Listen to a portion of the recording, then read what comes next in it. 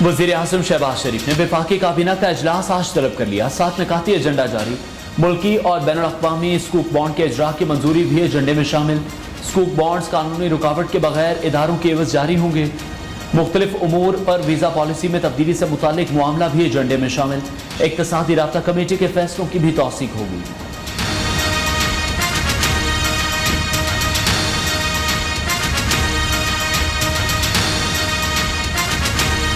Now's the time that we should build a roadmap, a program through which not only we can enhance our tajara, but also investments, Saudi investments in Pakistan in various fields, walks of life, where our Saudi brothers earn profits. Their investments are fully secured under the law of the land. वक्त आ गया है सऊदिया के साथ ताउन को मुआशी शराकतदारी में बदला जाए। वजीर आजम शहबाज शरीफ का सऊदी सरमायाकारों से खिताब। सऊदी वली अहद ने 2 तरफा ताउन बढ़ाने का यकीन दिलाया। पाक सऊदी ज्वाइंट वर्किंग ग्रुप को भी फाल किया जाएगा।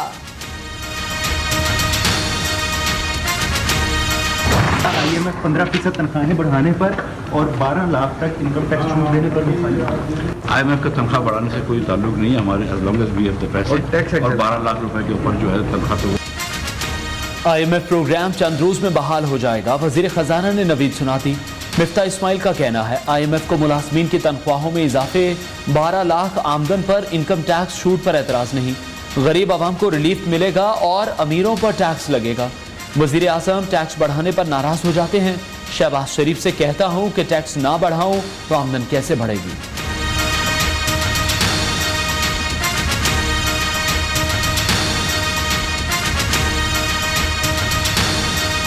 पॉलिटिकल इंस्टेबिलिटी जो होती है वो सबसे ज्यादा खराब हो। फैसले अगर जल्दी होते थे, शायद IMF की डील थोड़ी सी जल्दी होती। डॉलर्स कम थे हमारे पास, और डॉलर्स जब भी कम होते हैं और डिप्लीट हो रहे होते हैं काफी तेजी से, तो प्रेशर आएगा रुपए के ऊपर। 1-1.5 रुपए चेंज होना और कंटिन्यूसली होना it's not a good thing. सारी अब जब होप्स लगा ली हैं IMF के साथ, तो IMF भी एक हद तक ही आपको सहारा देगा ना। मतलब ये तो नहीं हो सकता कि IMF आ जाएगा तो हमारे सुहाने दिन आ जाएंगे।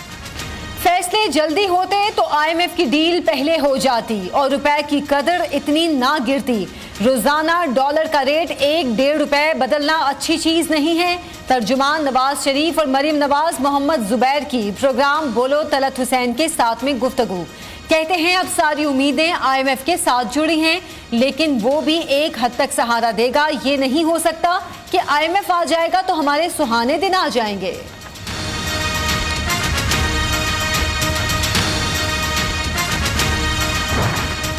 डॉलर की ऊंची उड़ान, रुपया हल्का। इंटरबैंक में अमरीकी करेंसी 1 रुपए 21 पैसे महंगी। इंटरबैंक में कीमत 209 रुपए 96 पैसे।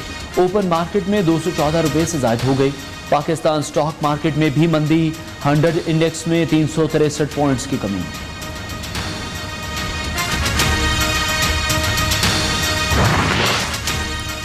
तवानाई बहरान पर काबू पाने का मिशन, बिजली बचत मुहिम शुरू। 9 बजते ही इस्लामाबाद और पंजाब में बाजार बंद हो गए। लाहौर में डिप्टी कमिश्नर उमर शेर चट्ठा खुद लाउड स्पीकर पकड़कर दुकानदारों से 9 बजे दुकानें बंद करने की अपील करते रहे। मसाजिद से भी दुकानें बंद करने की सदाएं बुलंद होती रहीं।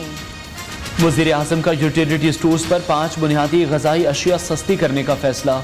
शहबाज शरीफ की हिदायत पर गरीब और पसमानदा तबके के लिए बड़ा रिलीफ प्लान तैयार। आटे, चीनी, घी, कुकिंग ऑयल, दालों और चावल पर सब्सिडी दी जाएगी। वज़ीर आज़म ने यूटिलिटी स्टोर्स के नेटवर्क में तोसी की भी मंजूरी दे दी।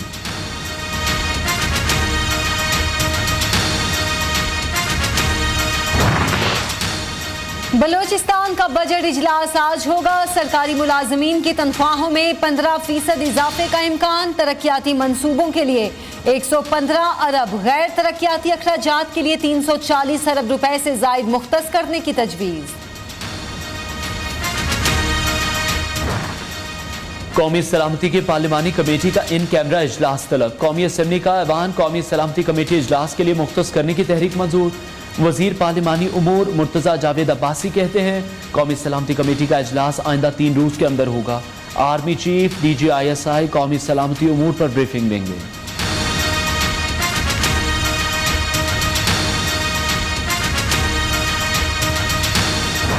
रमजान शुगर मिल्स केस में वजीर आजम को रिलीफ मिल गया।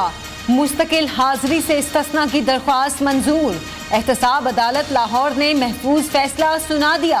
अरबों रुपए के तरक्याती काम किराए 18 करोड़ की करप्शन क्यों करूंगा, कभी खानदान या बच्चों को फायदा नहीं पहुंचाया। वजीर आजम शहबाज शरीफ अदालत के रूबरू बयान। नैब का इख्तियार इस्तेमाल किया गया, मुंतखब नुमाइंदों को उठाया गया, उनको हवालातों और काल कोठरियों में डाला गया, उनकी रातों रात वफादारियां तब्दील करवाई गई। नैब को मुख्तलिफ हवालों से पॉलिटिकल इंजीनियरिंग के लिए इस्तेमाल किया जाता रहा। हाँ, मैं मानता हूँ, फ्लोर ऑफ हाउस पे कह रहा हूँ कि पाकिस्तान की 2 जमहूरी जमातों ने गलती की। उनके पास वक्त था, उन्हें यह काला कानून तब्दील करना चाहिए था। नैब को इमरान खान और उनकी टीम सियासी इंतकाम के लिए इस्तेमाल करती रही। वजीर कानून आजम नजीर तारड़ का सेनेट में बयान। कहा, नैब ने लोगों को घरों से उठाया, चादर और चार दीवारी का तकद्दुस पामाल होता रहा। 2 बड़ी जमातों की तरफ से नैब में तरमीम न करना बड़ी गलती थी।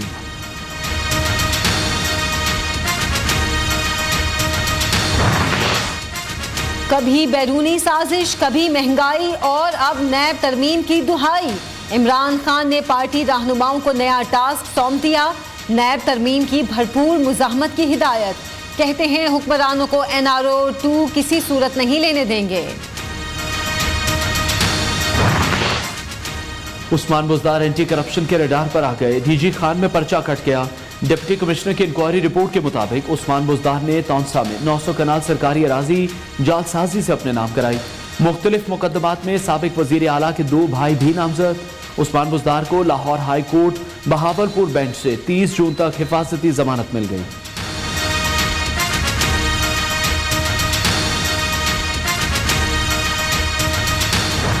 PP 167 लाहौर में फायरिंग का मामला। डिस्ट्रिक्ट मॉनिटरिंग ऑफिसर ने दोनों उम्मीदवारों को 24 और 25 जून को दोबारा तलब कर लिया। वाक़े से मुतालिक मजीद पूछताछ की जाएगी। डिस्ट्रिक्ट मॉनिटरिंग ऑफिसर के मुताबिक ज़ाब्ता इखलाक की खिलाफ वर्जी की वजह से इलेक्शन से नाअहल भी किया जा सकता है। दूसरी जानिब अदालत ने PTI रहनुमा खालिद गुज्जर, शब्बीर अहमद और मोहम्मद रिजवान की अबूरी जमानत मंजूर कर ली। बल्दियाती इंतखाबात के लिए हल्का बंदियों और कानून साजी का केस। सिंध हाई कोर्ट ने सूबाई हुकूमत और इलेक्शन कमीशन को नोटिस जारी कर दिए। 23 जून को जवाब तलब।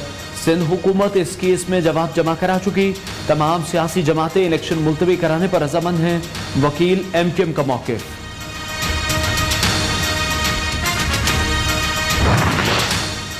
स्पीकर पंजाब असेंबली परवेज इलाही की गवर्नर पंजाब के ऑर्डिनेंस के खिलाफ हुक्म इम्तनाई जारी करने की इस्तदा मुस्तरद। लाहौर हाई कोर्ट ने पंजाब हुकूमत और दीगर को 24 जून को तलब कर लिया। नून लीग के मुनहरिफ और नाराज अरकान की वापसी। वजीर आला हमजा शहबाज से रुकन पंजाब असेंबली जलील अहमद शर्कपुरी की मुलाकात। नाराज रुकन का मुस्लिम लीग नून के क़यादत पर भरपूर एतमाद का इजहार।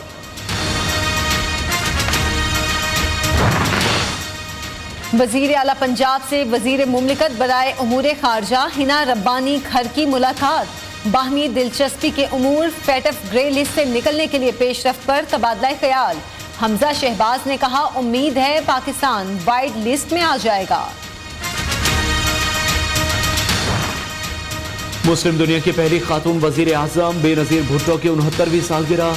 मुल्क भर में जियाले आज अपनी कायद की सालगिरह मनाएंगे। साबिक सदर आसिफ जरदारी का कहना है, पीपल्स पार्टी मोहतरमा बेनजीर भुट्टो के ख्वाब की तकमील करते हुए मुल्क से जहालत, शिद्दत पसंदी और अदम बर्दाश्त के रवैयों को शिकस्त देगी।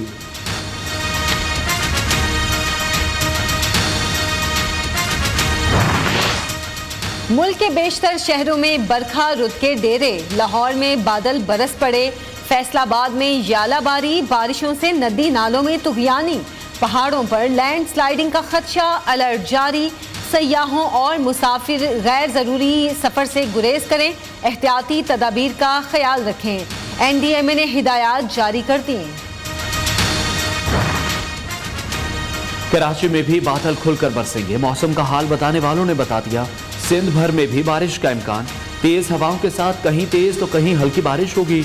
जुलाई के पहले हफ्ते में मानसून सीजन कराची में एंट्री देगा। नालों की सफाई न होने पर शहरी परेशान।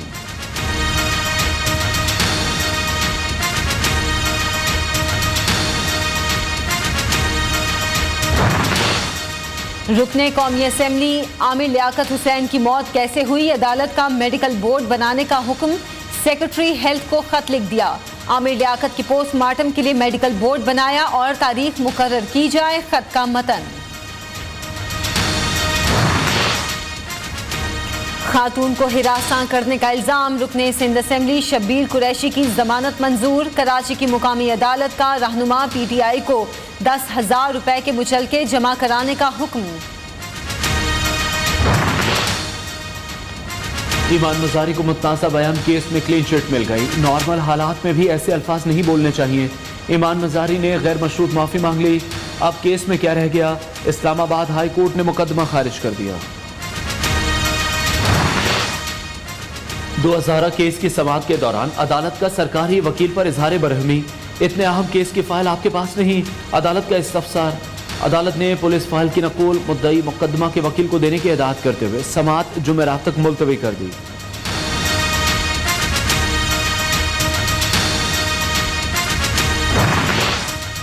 लॉन्ग मार्च में तोड़ फोड़ और हंगामा आराई का केस, शेख रशीद, असद उमर, शहरियार आफरीदी, कासिम सूरी, अली मोहम्मद खान और दीगर PTI रहनुमाओं की जमानतें मंजूर। इस्लामाबाद सेशन कोर्ट की मुकदमे में नामजद तमाम अफराद को शामिल तफ्तीश होने की हिदायत। मुल्क में कोरोना के नए वेरिएंट B.4, B.5 की तस्दीक, ज़राए नेशनल इंस्टीट्यूट ऑफ हेल्थ के मुताबिक नया वेरिएंट ज्यादा मुहलिक नहीं है। कोरोना के वार खत्म होने पर पाकिस्तानी तलबा ने दोबारा से चीन का रुख करना शुरू कर दिया। तर्जुमान दफ्तर खारजा के मुताबिक वजीर खारजा बिलावल भुट्टो ने 22 मई 2022 को चीन में स्टेट काउंसलर और वजीर खारजा वांग यी से मुलाकात के दौरान पाकिस्तानी तलबा की चीन वापसी के लिए खुसूसी दरख्वास्त की थी।